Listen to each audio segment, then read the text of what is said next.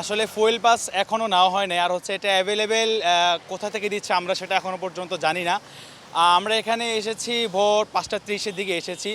তো এখন পর্যন্ত প্রায় ৬.৫ ঘন্টা হয়ে গিয়েছে। বাট আমরা এখনও কখন তেল পাবো এটা নিয়ে এখন আমরা অনিশ্চয়তার মধ্যে আছি। বাট আমরা এখন আশাবাদী আছি যে আমরা আশা করি পাম্পে গেলে তেল পাবো।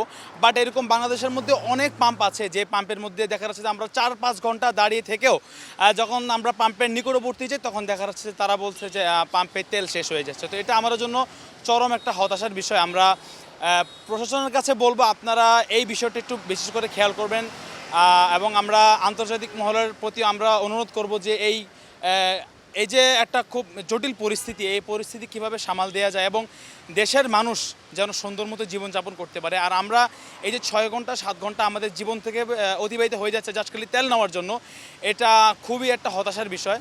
তো আমরা আশা করব যে যারা দায়িত্বরত আছেন তারা এই বিষয়টা খেয়াল করবেন এবং আমরা আশাবাদী অতি দ্রুতই এই সমস্যার সমাধান হবে ইনশাল্লাহ।